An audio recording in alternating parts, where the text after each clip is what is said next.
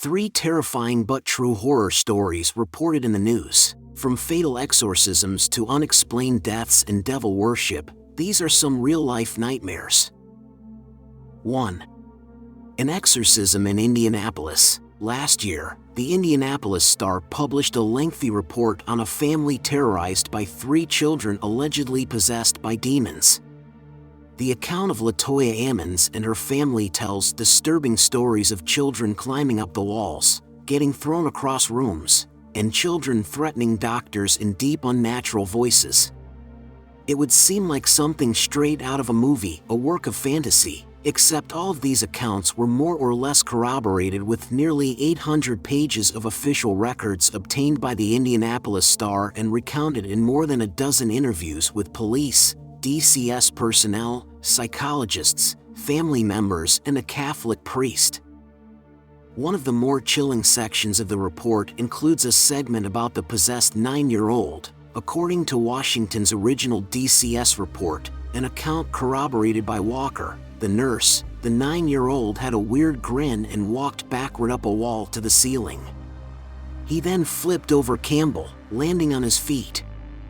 He never let go of his grandmother's hand. Another segment of the piece reads, the 12-year-old would later tell mental health professionals that she sometimes felt as if she were being choked and held down so she couldn't speak or move. She said she heard a voice say she'd never see her family again and wouldn't live another 20 minutes. 2. Utah murder-suicide. In September of 2014, the Utah teen returned to his home to find his parents and 3 siblings dead. In a notebook, a to-do list had been scribbled on the pages.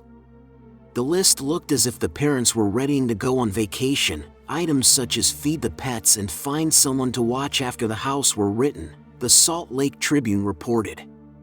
It appeared to be murder-suicide, but there was no suicide note, no prior indication that they would do this, no explanation.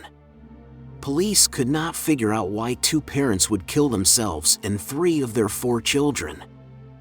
For a year, no one knew exactly what happened to the family, or what would drive the parents to do something so unthinkable. In January, police released more chilling details in the case. According to accounts from family members and an investigation by police, the parents were driven by a belief that the apocalypse was coming and an obsession with a convicted killer. As the Washington Post reported, friends and family told police that the parents were worried about the evil in the world and wanted to escape a pending apocalypse. But most assumed they just wanted to move somewhere off the grid. Investigators also found letters written by Christy Strack to one of the state's most infamous convicted killers, Dan Lafferty, who was convicted in the 1984 fatal stabbing of his sister-in-law and her 1-year-old daughter. According to trial testimony, he killed the victims at the order of his brother, Ron Lafferty, who claimed to have had a revelation from God. The story became a book called Under the Banner of Heaven. Police said Christy Strack became friends with Dan Lafferty, and she and her husband even visited him in prison. 3. The Phone Stalker. In 2007, ABC News documented a series of cell phone calls to families with terrifyingly specific death threats. The unidentified callers knew exactly what families were doing and what they were wearing. The families say the calls come in at all hours of the night, threatening to kill their children, their pets and grandparents. Voicemails arrive, playing recordings of their private conversations, including one with a local police detective.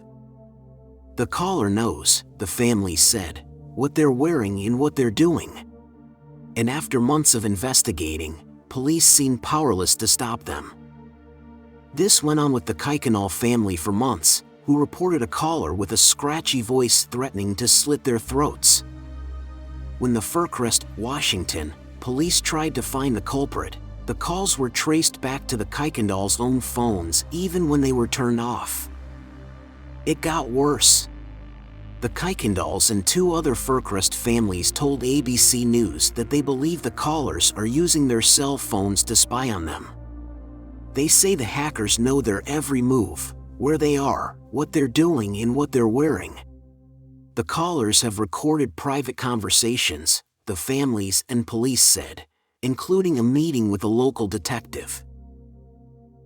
Thanks for watching, and make sure to like our video and subscribe to our channel. It will help us a lot.